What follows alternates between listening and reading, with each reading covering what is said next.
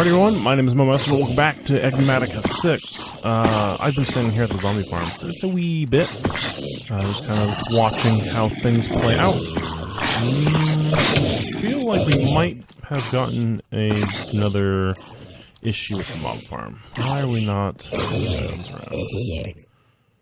Why is there cobble? Oh, no, that should be right. What? Oh, I see. Okay, so we have some small hiccups with the mob farm still. I let this run for maybe 20 minutes just now, and as you can see, there's a lot of material here. If I take that out, that out, and that out. Why are we getting such an overflow of boots and stuff? This should all be going in. Oh my word. Alright, so I've basically created another problem for myself. And that is... Okay, so I see. We've had a multiple level failure here. The chest filled up, and then our... Oh, you know what? I have another chest I can put this shit in. I haven't been using this chest forever. And the main reason is I was repairing items for a while. And repairing items works alright. But we were having an issue where I wasn't making enough experience from disenchanting and killing mobs. I was even spawning in like Endermen and creepers for a while, hoping that, you know, I could get some more experience from those guys.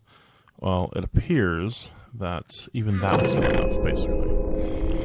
So what I ended up deciding was getting rid of the repairing and just going straight up recycling. Just straight recycling. Most of the armor that we get, if we kill a mob, it's like really low durability, so we just get, you know, crappy stuff back. But most of the stuff that gets, like, taken from the mob with our system, most of the stuff is actually really high durability, and so we are actually getting quite a bit of material back because of that. All this cobblestone in here is because some of our spawners apparently have... I'm trying to think what it was called. Some of our spawners have stone tools in them. I actually ended up just taking all of the, quote, OP zombie spawners, so any zombie that has basically an effect, and putting it in the spawn room. And that's why we're getting some stone tools, we're getting some leather stuff. For the most part, I think most of the zombies have pretty decent gear on. And the reason why I'm so confident about that is because... let's put all that back, resort that, take that out. Take that out because we have storage for it. I also set up storage for everything. These are pedestal item tanks. And you'll notice I have 14,000 iron in here. 5,000 gold and 4,000 diamonds. So the system, like I said, I've let this run maybe a total of an hour at this point. I've been doing some rework on it, just trying to get it so it can run consistently without clogging up. Clearly, there is some issues with that still, but for the most part, I mean, we are able to get this to run fairly consistently, which is good. But yeah, it's basically caused another problem where we're getting a buttload of materials just from zombies. So like, I'm pretty sure I'm good on iron and gold and diamonds for a little while. Flesh, we got quite a bit of. Leather, a fair bit, and then we are actually voiding the bows and the shields that occasionally show up. Shields are actually pretty common, but we're avoiding the bows and the shields right now with a pedestal, void upgrade pedestal. So the void upgrade, it can damage players and entities as well because it's void damage, but it can void items as well. So we're just filtering it for items. Let's get I passed the filter tool. So we're filtering for shields and bows. These are just a normal item filter. And we're voiding them, yeah. So the way this is all set up now is this pedestal, this pedestal is linked to here first. So it's trying to disenchant them if they're enchanted. So I put a filter on there. If it's enchanted, it will try to unenchant it, basically. Then I have it sent to the recycler, and the recycler is filtered for tools, armor, tools, weapons, and armor. So if it's a tool, weapon, armor, You know, maybe it passes this first one for some reason because it's full. It'll go here and it will get recycled down. Cool. If it's passes both of those, it'll try to void the shields and the bows, and then last resort it comes over here to our main drop chest. So that's kind of how that path plays out. The next path I did is I actually reworked where we put our auto attacker. And our auto attacker's back here now. The reason is I thought getting the zombies further away from the auto attacker, that way they die after most of their armor's been ripped off. I thought that was probably for the best. And experience occasionally was getting out, so no, items were occasionally getting out. So I put it back here, that way, you know, monsters get closer before they die. So the auto attacker, which has magnet on it, is also connected to all the same pedestals. So the same type of system, if it's enchanted, if it's not enchanted, if it can be voided, or if not. And I think what's happening is the two systems are working kind of against each other because this guy is pulling out items super fast. And if this guy's killing stuff, this pedestal and this pedestal might be clogged up from the transfer of this one already. And so I think a lot of our kills are going in this chest, and I think that's what's overflowing things. Because most of the items that we just picked out were low durability items. So basically, we're getting to a point where I may have just too many zombie spawners at the moment for what our system can handle. And the only way to really remedy that would be to maybe buffer some of this stuff. So maybe buffer it first. Maybe that would be an option. Or what would be another option if we don't buffer it? I mean, we could buffer it. Don't I have... Oh, I might have them upstairs. We might have an import, and we already have an export on there. We might have another import. I could maybe buffer them. So buffer it there, then do this whole system. I might do that for those. That actually might work out the best. Okay, let's do that real quick. Let's go upstairs. I'm pretty sure I put these back in the import. Yep, there it is. That's what I want. As you can see, I put the enchant or the anvil up here because we're not using it anymore. All right, so that one has an export already. I might need another. No, I don't. I don't need another export. Okay, so we're gonna redo this system with a buffer chest this time. It's nighttime. Let's run away. I really need to make... I think what we might do today is we might use something I've never used before on video, and that is the teleport upgrade today.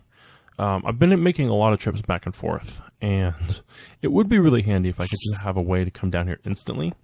And because we have Enderman now, I have a reasonable supply of Ender Pearls, so we could make it work. Okay, so what I'm thinking is I'll put this in here. This, are we connected anywhere? We are still. Let's unconnect that. Are we connected anywhere else? Nope. We can right-click on it. It tells us...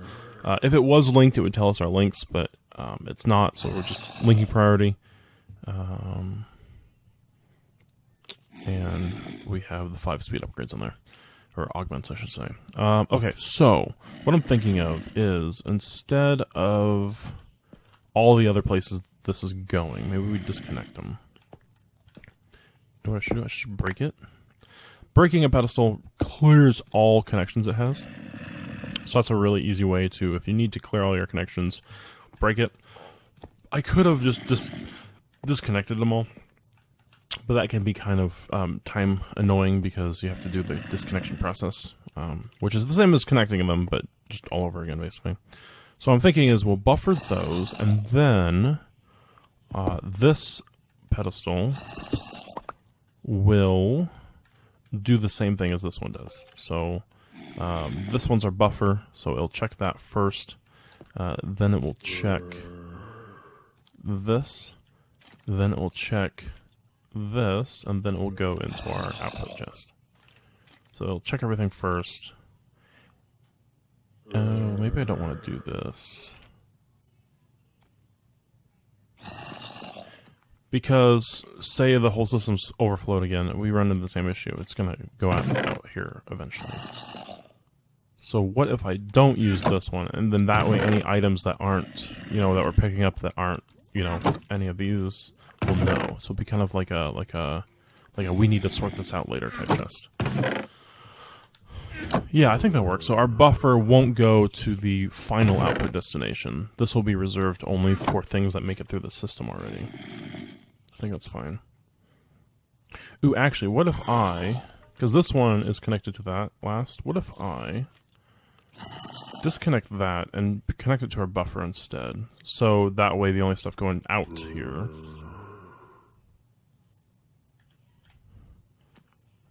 so this... That's fine, because that at least gets enchants ripped off. Actually, no. What if I disconnected that, connected this instead? Boom. That way, again, same thing, it'll go to the buffer first. This is, I think, our endpoint. And if that's our endpoint, that's fine if it's connected there. Cool. Okay. Yep, that will work. That should clear up a few more issues that we were having. Hopefully. And I am missing one Gabbro. So we'll fill it up with that. Alright, so now the way this is linked up, that is connected to a buffer chest, and the buffer chest takes care of everything else. This is connected to either there or there. Experience is going there. And then that is the overflow chest, basically, for it. I guess the only issue I would have is if this chest ever fills up, we might be in trouble. But it, in theory, shouldn't, because...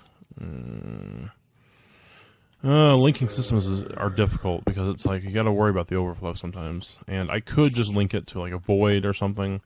I mean, that would definitely be the solve our issues, but I don't really want to do that either. I don't like wasting materials. My goal in life when I play modded is to kind of try to make use of all materials if possible. So like even seeds, I'll try to find a use for seeds. There is, storage in theory. If you're doing an automated system, you really shouldn't need mass storage outside of your products in an automated system, I don't think. So like seeds, usually, people don't usually use seeds, but I'm always thinking of how can I use seeds in a game. Am I composting them, or am I, whatever, I'm wanting to produce something else I can use, basically, from a byproduct. So, that's why I'm trying not to waste anything that we come across. Because, time is money, in a way, even in the game. And if I spent the time to automate a system to collect all the resources from a zombie as possible, as efficient as possible, I'm, not wanting to have to waste anything either. But I think that's working out pretty good. Obviously, we'd probably have to sit here for an hour just to make sure the system doesn't overflow, but I'm thinking it works out alright. I mean, I could go check the overflow chest right now, the final destination chest, and see if there's any, armor in it, basically. And there's not, which is our goal. This is the secondary overflow chest, and there's a few things in here, which is fine. Oh, right, because mob drops are going in here, too. 1,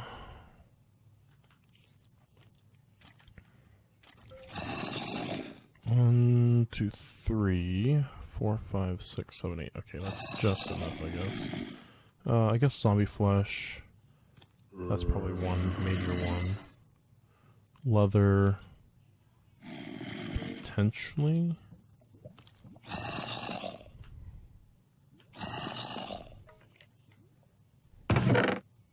Maybe I should do a smart import. That way it's only pulling items that it can send. Otherwise we will get those stoppages occasionally.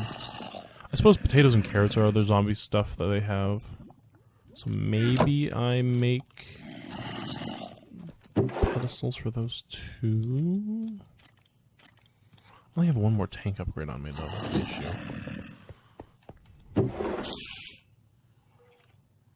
I could theoretically make another pedestal though, because I'm pretty sure this counts as stone. Yeah, it sure does. Nice. So I could make another pedestal at least, and then that way we can have... shoot, I didn't mean to do that. We'll do this. And then I'll stick carrots and potatoes on pedestals. Boom, boom. We have more carrots than potatoes, so I'm assuming carrots... Oop, I don't need that in offhand. So I'm assuming carrots get used more often. We'll do that. Okay, so what I'll do then is assuming that is an option as well. And those will be the the last couple connections in the list. So, and you can if you can barely see it, these kind of whitish particles, that means that this is farther along in the list than say something with like darker particles. Eventually, I want to do like a number thing when you like right click on it, it'll show numbers instead of particles. But modding, not always the easiest thing unless you're using a GUI, and I don't want to use GUIs. It's just, I don't know, for whatever reason, every mod uses a GUI, and I like not having to use them. I know the systems are kind of roundabout, but at the same time, they're kind of nice. It's kind of a different aesthetic appeal, I guess. I don't know how you want to put that. Anywho. Should clear up most of our issues now.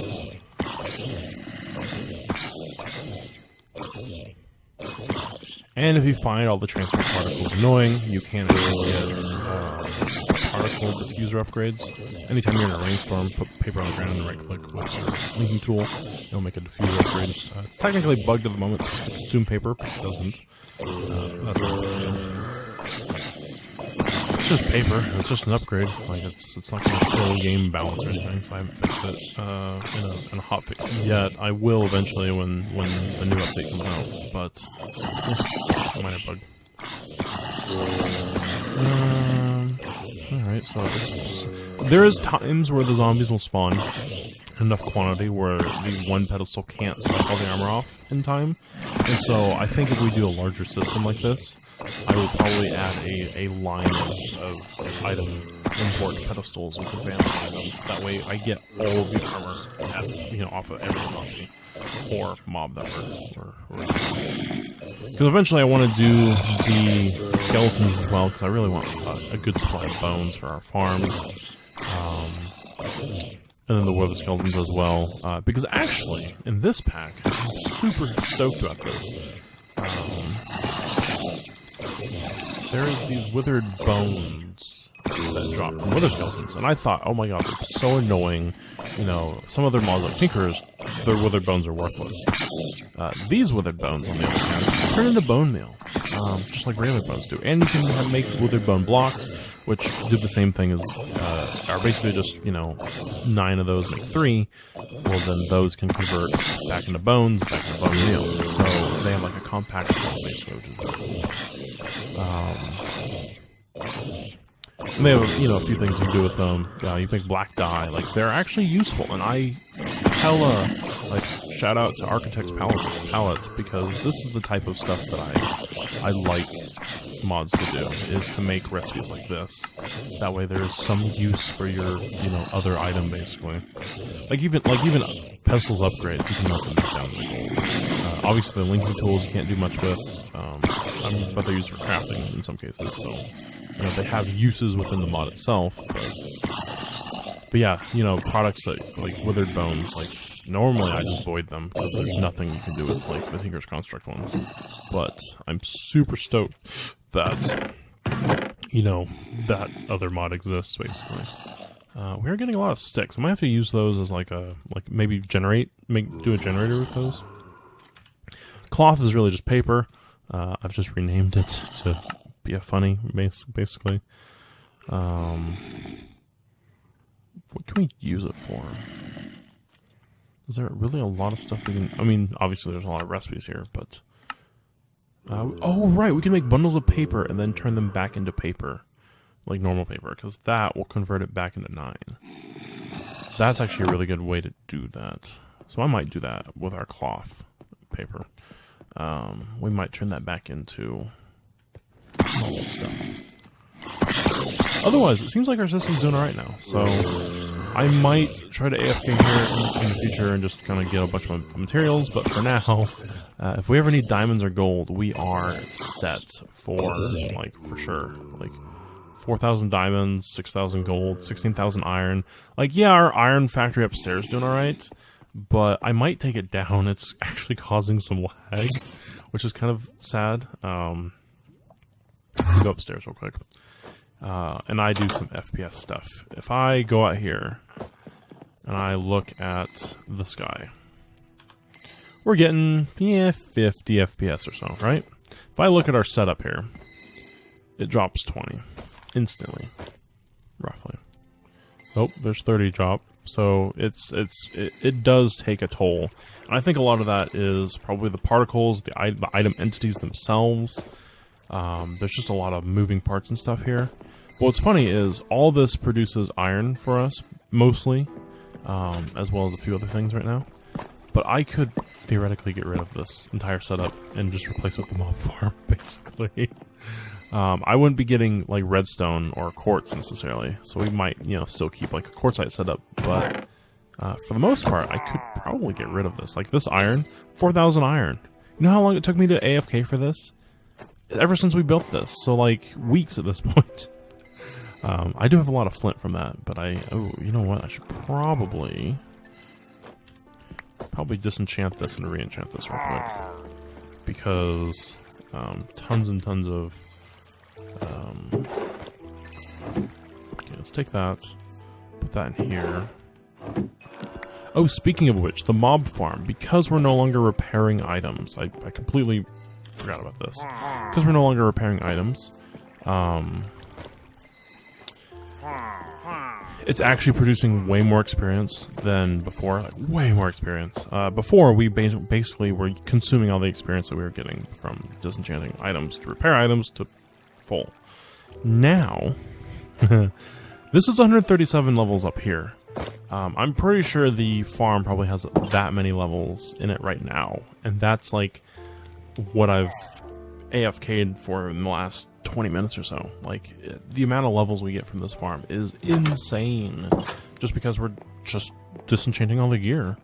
And the gear has mostly high enchants on it, which is pretty awesome. Now, say you're doing this in vanilla, you don't have roguelike dungeons. What are some options there? I'd go skeleton spawners, honestly. Skeletons almost always spawn with bows. Bows are almost always enchanted, and if they're not, they're they're still bows. You can make it like a auto crafting dispensers or something, But bows are usually enchanted on skeletons, and you can suck those off and do the same thing. So in vanilla, with normal spawners, you can do kind of the same thing, but you need to be like, looking for your skeletons, maybe your strays. Zombies occasionally will spawn with tools and stuff, so you can still get a fair bit of material out of it. But for enchanted stuff, you probably want skeletons instead. Just because, like I said, they tend to have more enchanted gear on than zombies for whatever reason. Right. What am I doing here? I am... right. The teleporter upgrades. Okay, so... in Pedestals, we have teleporter upgrades. I've not really used these much, for various reasons. And I just thought of something. I might just disregard it for now. Alright, so we have teleporter upgrade. The teleport upgrade is kind of interesting because... it's interesting. If we enchant it, you'll notice we get speed and capacity on it. What does capacity even do on this again? I don't actually know what capacity does on this, if anything. Does it just increase the amount of storage for ender pearls, maybe? I want range is what I want. Don't give me speed and capacity, I want fucking range. Come on, man.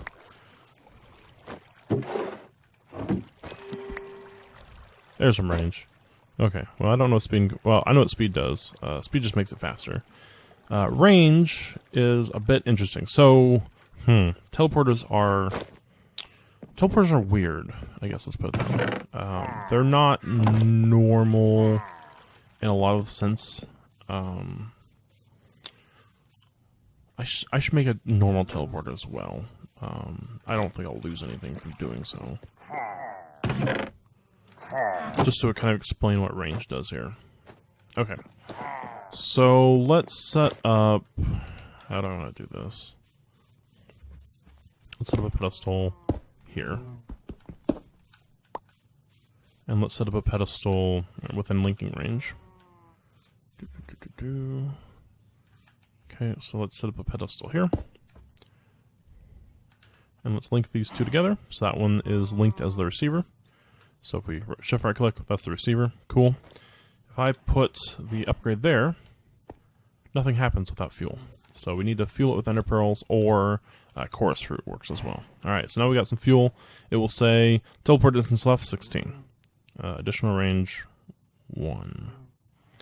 So what that means is that if we collide with this, you'll notice we end up over here, and just right here at this spot. So from the bottom of the pedestal, you will appear that spot right there. So we're gonna, oh, we can't mark it. But yeah, so this is where we appear, and that's at base level. That consumed 7, well, actually more than that, 9 blocks worth of teleportation, basically. So from the distance that we are to where we went, 9 blocks was consumed. So that's what the base upgrade does. Now, what does range do on this guy? We'll throw in one again. You'll notice that we have 16 again in here. We're gonna, boonk. Now we're way over here. Way over here. 1, 2, 3, 4, 5, 6, 7, 8, 9, 10, 13, 14, 15, 16 blocks from where we were before. And this used the same amount of fuel. So range will increase how far you can teleport. The setup is a little wonky because now you're 16 blocks away from where you landed, or would have landed, basically. But it doesn't consume an extra fuel that way. So you can actually increase the range to be pretty nice. But you might want to be a little careful with it because if we do something like block our teleport location, I'm trying to think what I can block it with here. Logs, sure. I am going to throw another ender pearl on here just so I can teleport to it, not have to worry about where I was. Now let's block our location.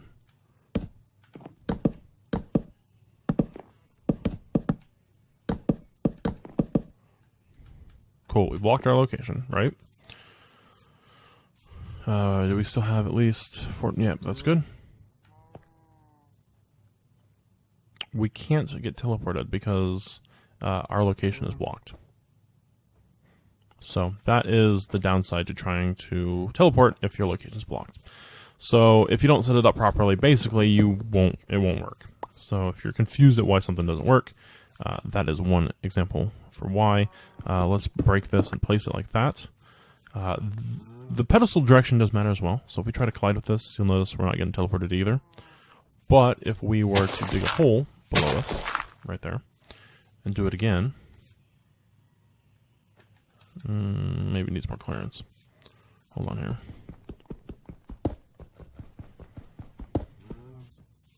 Or was it no longer connected, maybe? Oh, it is. Okay. It doesn't think we have clearance. Why doesn't think we have clearance? I thought I knew how this worked. Maybe this needs a rework now. It's been a little while. I'm not gonna lie, it's been a little while since I actually made this. So it could just be that it's warped slightly. Oh crap, I need to get there now. Oh, it does not want to let us teleport. Okay. Apparently, apparently needs some work. That's all right. I will mark it on my calendar for a rework. That is perfectly fine. Nothing wrong with that. Alright, so downwards direction, no go.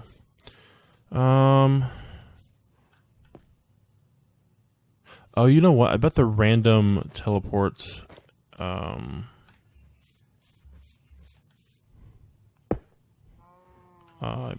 bet that's what's wrong with it. Okay. Let's do this. So it's upside down this time. Let's do this.